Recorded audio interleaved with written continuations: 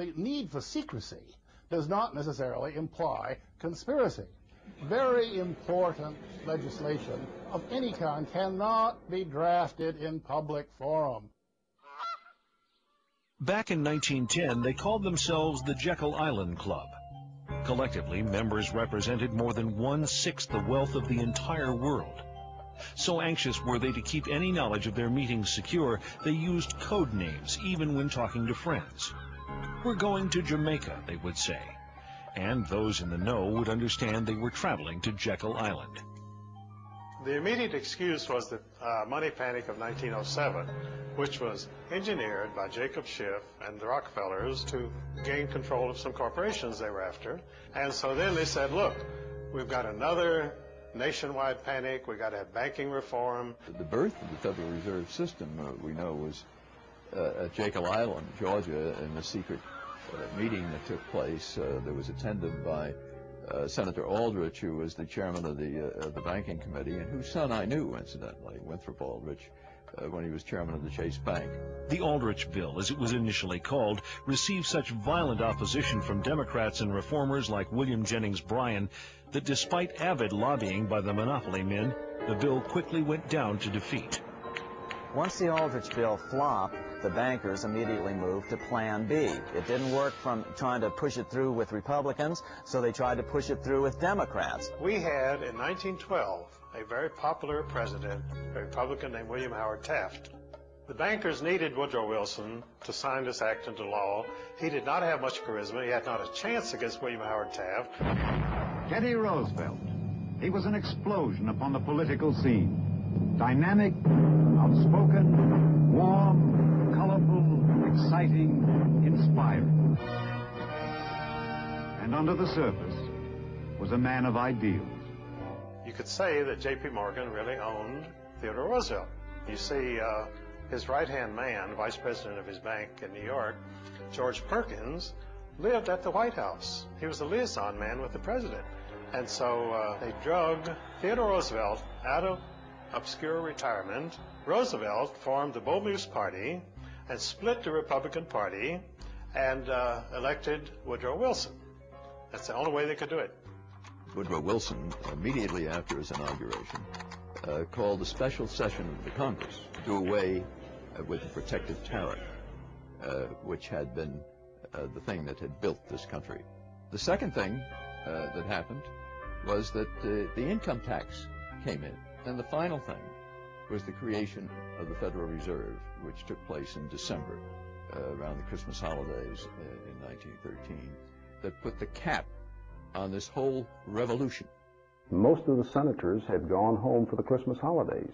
We call that in legislative circles having the skids greased. And the skids were greased, and they just slid it right on through. Without much fanfare, the president signed it. It became law of the land. One of the major opponents during the Federal Reserve Act battle was Representative Charles Lindbergh from Minnesota, who, interestingly enough, was the father of aviator Lucky Lindbergh, the first guy to cross the Atlantic Ocean solo. And Lindbergh fought them tooth and nail and referred to the Federal Reserve Act as the worst legislative crime ever perpetrated in the history of the United States. And that may indeed well be true. By 1916, even President Wilson was worried. He lamented, "The growth of the nation and all our activities are in the hands of a few men." Near the end of his life, Wilson said that he had been deceived into signing the Fed into law, reportedly murmuring just before he died, "I have unwittingly ruined my government." In law, when any people meet together to plot to rob somebody, that becomes a criminal operation. It can never be anything else. Throughout its subsequent history, it can never overcome that initial criminal beginning. And that's where we are today, a criminal syndicate. That's all it is. It's all it ever has been. Did the creation of the Federal Reserve represent a takeover of the United States by shadowy international financiers? Certainly, the Fed was designed to serve somebody's interest, but whose? Not the American banking community.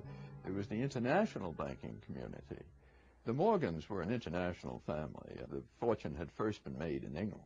But they were allied with the Rothschilds and others in England, and one of their agents drafted the script for the Federal Reserve. The Rothschild family is one of the wealthiest families the world has ever known.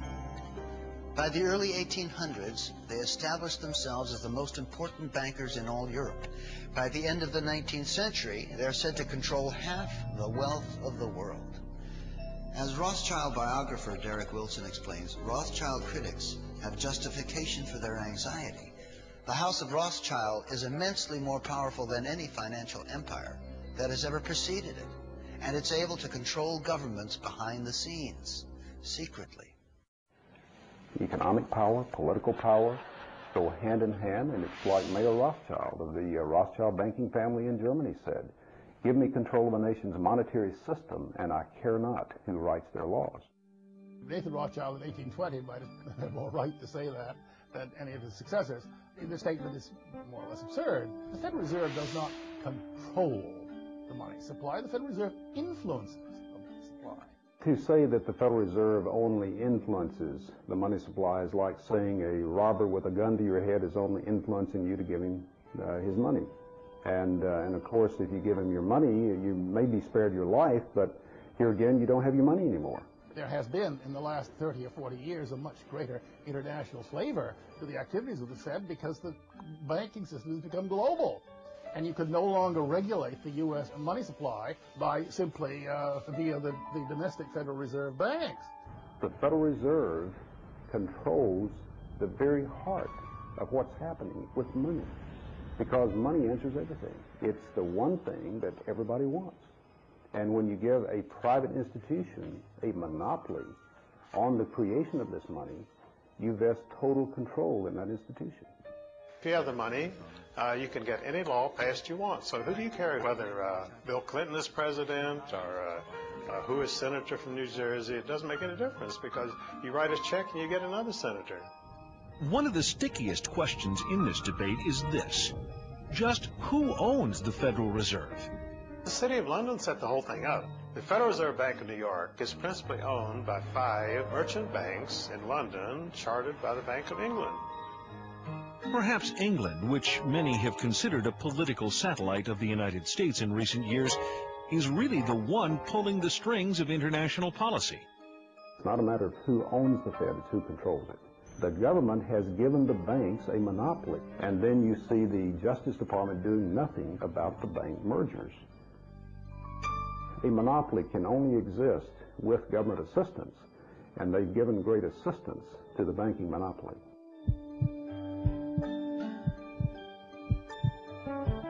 Perhaps the headiest allegation made against those who run the Federal Reserve is that they are responsible for 3 of the biggest tragedies of the 20th century: World War I, World War II, and the Great Depression. Wars are very profitable. In fact, wars are probably the most profitable thing an international banker can be involved in. So consequently, throughout the last at least 300 years of North American and European history, you see incidents of international bankers backing both sides of a conflict. They'd been trying to have a war in Europe since 1885, but the central banks of Europe had already bankrupted all the nations of Europe. They had no money. The only money was here in the United States. In order to get that money, they had to put a central bank over on the American people. It was sold as a way to bring stability to the American economy. Well, what happens just a little over a decade after the passage of the Fed? We see the biggest depression of this century in any case. For the 16 months prior to the crash of '29, the Federal Reserve increased the money supply by 62%.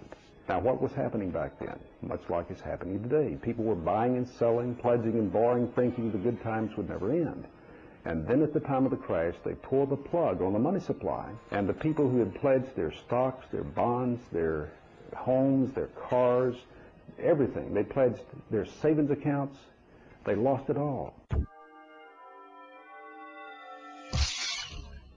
Selling guns to one adversary while making loans to another is a common way these boys make their profits during war. And when profits begin sagging, people like Jacob Schiff